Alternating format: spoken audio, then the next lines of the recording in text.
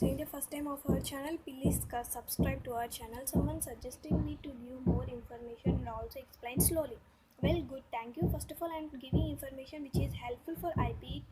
It is enough for score in IPE best. And next one is wanting from me to explain slowly. So that one is really good. I try my best. So when we came into our actual concept, we are in the first chapter, atomic structure, and successfully we are completed some concepts.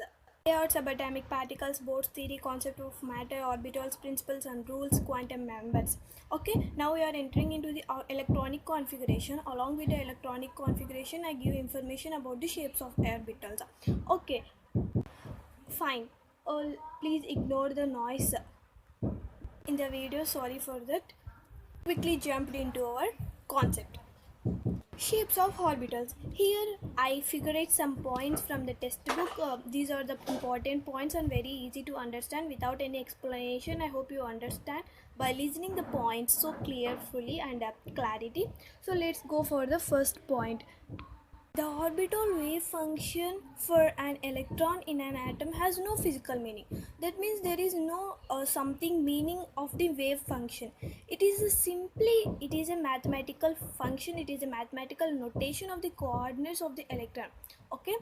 In the last class we can see the wave function and a mathematical equation. So there is not any physical meaning. I hope you understand that one. And for different orbitals, the plot corresponding wave functions as a function of radius or difference. Okay, for different orbitals, the radius will be difference. The square of the wave function at a point gives the probability density of the electron at that point. Not all the points. Variation of wave square as a function of r for 1s and 2s orbitals can be represented as below. Okay. You cannot see the previous video of the orbitals, you cannot understand easily.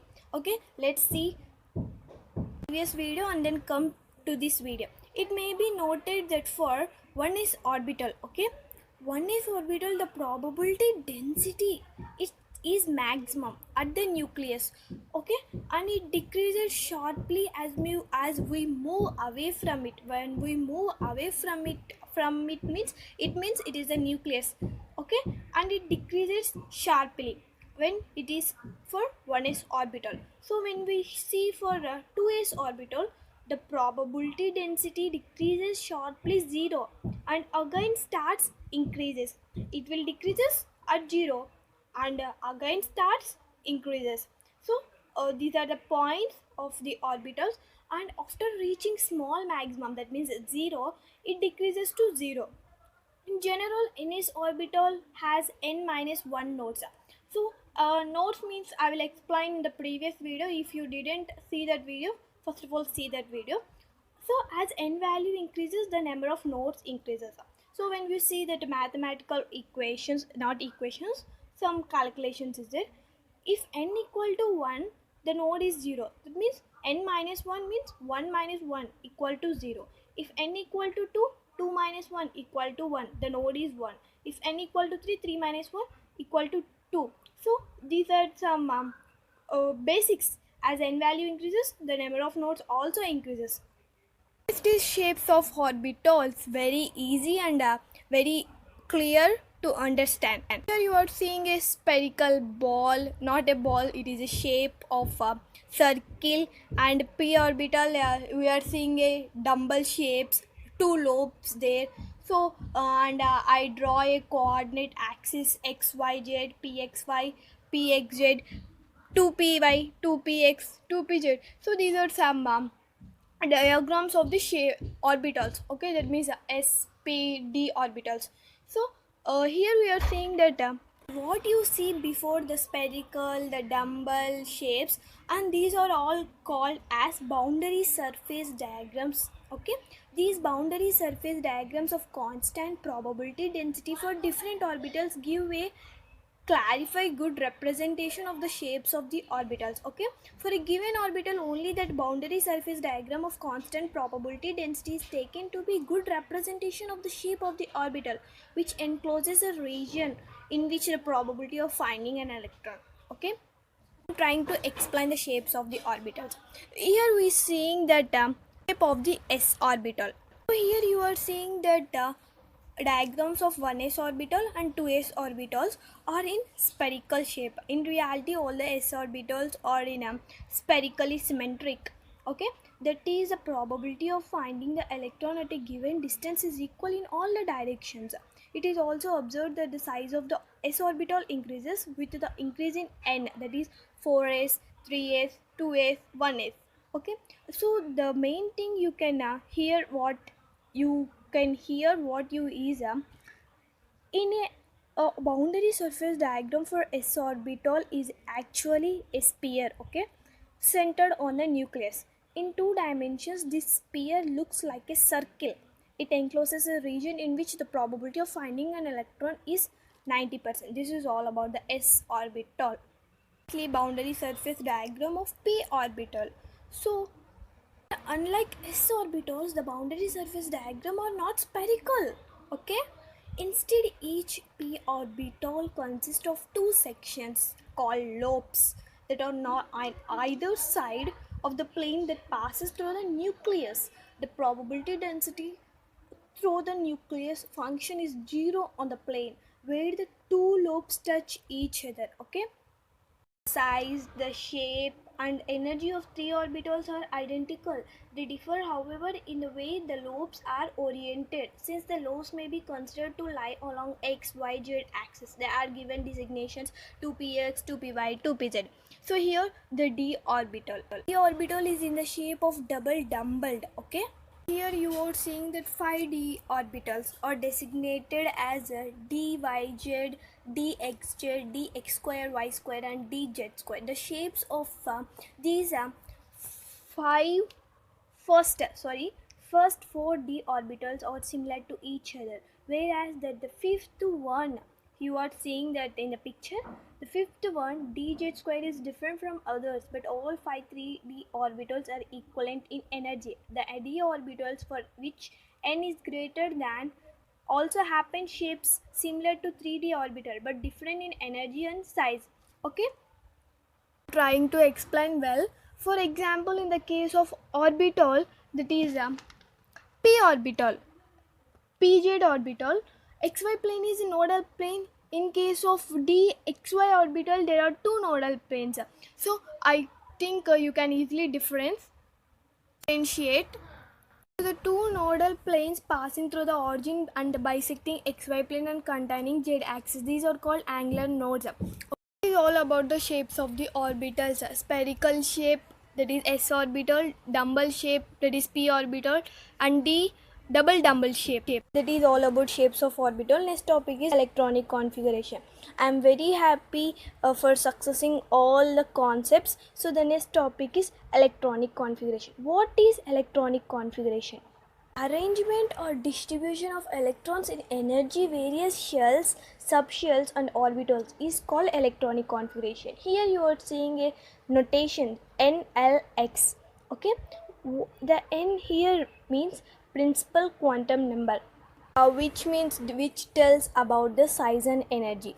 L, angular momentum quantum, that means shape of the orbital. And we are seeing X in superscript, that is number of electrons. So you know the electrons, maximum number of electrons in the shell with principal quantum number n is equal to 2n square. Complete electronic configuration of an atom can be written based on the following principles. You have want write electronic configuration, you should must know about three principles: the Pauli's exclusive principle, Aufbau principle, Hund's rule. Before you entering that three principles, so you must know that the electronic configuration of different atoms can be represented in two ways. For example, there are two ways of representing the electronic configuration. The first way is that is in the first notation the subshell is represented by the respective letter or symbol. Okay, and the second one is orbital diagram. So by drawing the orbitals representation, we can show electronic configuration of the elements. So in the first notation, the subshell is represented by the respective letter symbol and the number of electrons present in the subshell is depicted as a superscript. Okay, like A, B, C, etc. So the similar subshell represented for differentials is differentiated by writing the principal quantum number before the respective subshell. So the similar subshell represented for differentials is differentiated by writing the principal quantum number before the respective subshell. So here in the second one, orbital diagram, in the second notation, the subshell is represented by a box. So the electron is represented by a arrow. So which is that for SPD, so you are seeing an orbital diagram of S. The electron is represented by an arrow, which is a positive spin, and another one is negative spin. Okay, the advantage of second notation over the first is that it represented all four quantum numbers. So the electron is one is clockwise, which is positive, another one is anti-clockwise, which is negative. So the second notation advantage is it represents all four quantum numbers. The first notation is only represent about the principal quantum number. That is the difference between two notations. So now in this class you studied about the second notation, that is orbital diagram. Let's go for that and let's know about the principles. There are three main principles, that is Pauli's exclusive principle, Aufbau principle, Hund's rule. Okay, rule, that means it is not undergoes principle, it is a rule. Try to understand one by one. Pauli's exclusive principle. No two electrons have same set of quantum numbers. Here I am to explain on the paper. So what is Pauli's exclusive principle tells means no two electrons have same set of quantum numbers. So you know, for one subshell the maximum electrons is 2 electrons. Here you are seeing it 4s2. So in 4s2 I am writing all four quantum numbers, that is N, L, Ml, Ms. That is principal, azimuthal quantum number, magnetic quantum number, spin quantum number. Okay, here equal to 1, N equal to 4 and L equal to 0. So and X, which is in superscript. Okay, Ml equal to 0 and here Ms means plus half. Okay, and for the another electron, N equal to 4, L equal to 0, Ml equal to 0. So all three quantum numbers is same, but last quantum number, which is spin quantum number, Ms, is minus half. So this is the difference. No two electrons have same set of quantum number. So that is what Pauli's exclusive principle tells. Okay, I hope you understand this principle. So next one is a very interesting one, so which is Aufbau principle. So you know, the word Aufbau in German means building up. The building up of orbitals means filling up of orbitals with electrons. So which is the principle states here, the ground state. So here I am given a definition, but I am explaining in my words. In the ground state of the atoms, the orbitals are filled in the order of their increasing energies. That means electrons first fill from lowest energy orbital to higher energy orbital.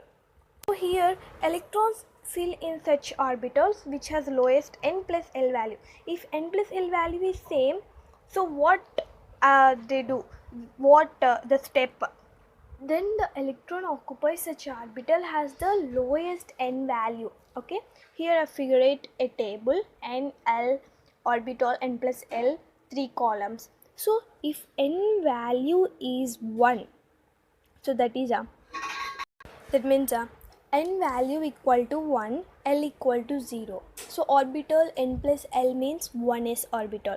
If 2, l equal to 0, that is 2p, and another one 1 and orbital is 2p. Okay, 3, that means 0, 3s and 1, 3p, 2, 3d.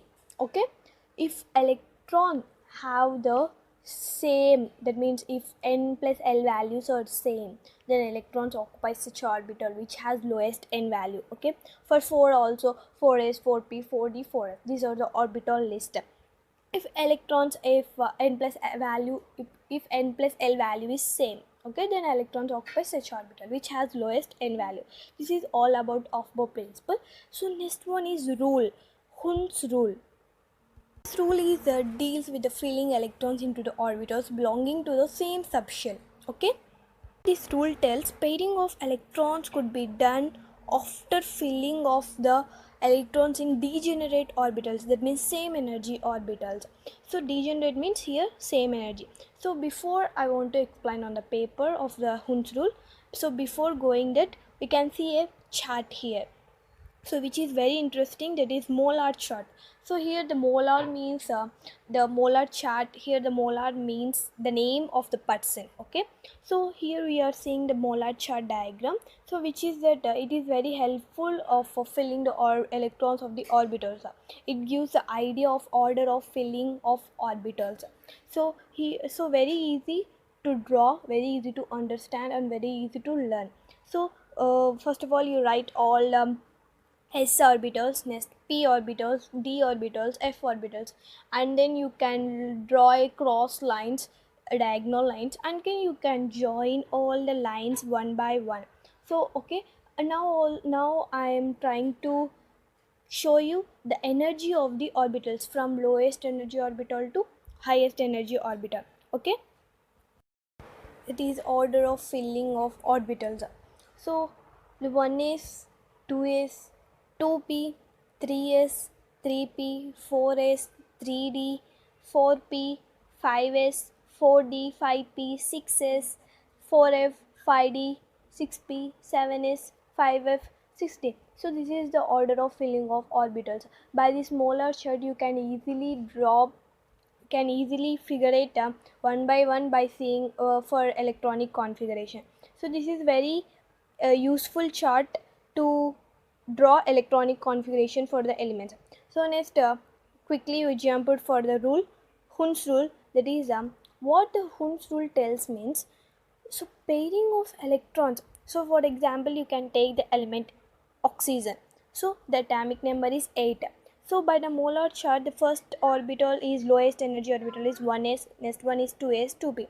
So for s orbital minimum 2 electrons, so for p orbital it is 6 electrons, for sp d orbital 10 electrons. So this is the electrons which filled in the orbitals. So here we write the electronic configuration of oxygen, 1s2, 2s2, 2p4, that is 8, and we can draw in the boxes. So here 1s2, 2 electrons, 2s2, 2 electrons, 2p4, 1, 2, 3, 4. Here in the p orbital there are 3 subshells, and so that is wrong.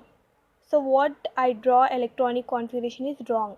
So the right method is pairing of electrons could be done only after filling each electron in the degenerate orbitals, that means the 3 orbitals which are same energy orbitals. So this is the right method. Okay, so the last finally the electronic configuration of oxygen is like that. Pairing of electrons could be done only after filling the orbitals in degenerate orbitals. This is all about Hund's rule. So very easy, the 3 principles. If you got 3 principles in your mind, you can draw easily electronic configuration for all the elements in the periodic table. So here I give some examples of the electronic configuration of some elements which are somewhat little difficult, a little confused. So that is hydrogen, carbon, oxygen, scandium, zinc. So now I am writing the atomic number, that is Z, 1, 6, 8, 21, 30. So for hydrogen, so the atomic number is 1. Okay, I think you all about know the atomic numbers. So electronic configuration. So by using the molar chart, you can see the first orbital 1s, 2s, 2p, so on. So the hydrogen, for hydrogen, so electronic configuration first is 1s. So here the atomic number is only 1. So for s orbital the maximum electrons is 2. So for hydrogen the atomic number is 1. So that's it, very simple electronic configuration for hydrogen, only 1 electron is filled in the s orbital. So next one is carbon, the atomic number is 6 and the electronic configuration 1s2, 2s2, 2p, 2 as well, that's right. Okay, so now we draw in the boxes manner. Okay, 1s2, 2s2, In P there are 3 subshells, 1 2 1 2 1. No, that's wrong. S, this is right. So by the Hund's rule, it is very easy. So if you remember the rules, principles in your mind when we draw the electronic configuration, it is very easy. Next one is oxygen 8. Before the section of the Hund's rule, I explain about the oxygen. So here I am not explaining about the oxygen. You can try to understand. Okay, next one is scandium. So the atomic number of scandium is 21. So no worry, that is not a large number. Okay, electronic configuration is 1s2, 2s2, 2p6, 3s2. So 6 plus 2 7 8. So 3p6. Okay, next one is 4s, 6 7 8 8. Okay, 2. So that is 2. So now the electronic configuration is over. That is 21. 3d1. Here new orbital is arised. That is d orbital. In d orbital, maximum 10 electrons are occupied. Okay. So when we draw in figurative of the boxes manner, so see how I write. Here what you remember means for P 3 subshells is there, for D 5 subshells is there. Okay. So d orbital, I'm 5 subshells is there, so maximum 10 electrons are present. Okay, here not 10 electrons, only 1 electron. 1 is 2, 2 is 2, 2p6. I am following the Hund's rule. 3p. Okay, this one is so here 3d1, only 1 electron is present, so we can easily represent 1 electron in the subshell of the d orbital of one first subshell. Next last one is zinc. So that is a 30 atomic number, electronic configuration 1s2, 2s2, 2p6, 3s2, 3p6, 4s2. So here 3d. Okay, 6 7 8 9 10 16 17 18 19 20. So 10 electrons. So the maximum electrons in the d orbital is 10 electrons, and for zinc 10 electrons is filled off. Okay, completed. So in the boxes manner, 1s2, 2s2, p orbital, s orbital, p orbital, again s orbital, and d orbital having 5 subshells. So 1s2, 2, 2s2, 2p6. Okay, 3s2. Okay, 3p6, 4s2, 3d. So 1 2 3 4 5. Next again, and for the negative electrons, negative spin electrons, 1 2 3 4 5. That's it. Very simple electronic configuration of the elements. I think you clearly understand about the electronic configuration and shapes of the orbitals. Here I given 30 elements. Here I given electronic configuration for 30 elements by the atomic number. Okay, so that is hydrogen, helium, lithium, beryllium, so on up to zinc. So I hope this is the last concept of the atomic orbitals. I hope you enjoyed the first chapter, that is atomic structure. Okay, by practicing you can easily draw the electronic configuration for all the elements. We completed all the 7 concepts of the first chapter, atomic structure, very easily. Next video I will give summary and the important question list of the first chapter. Don't escape that video. Thank you for watching. Stay tuned, keep watching, and stay at home. If you are seeing the first time of my video, please subscribe to our channel. It to be continued. Subscribe.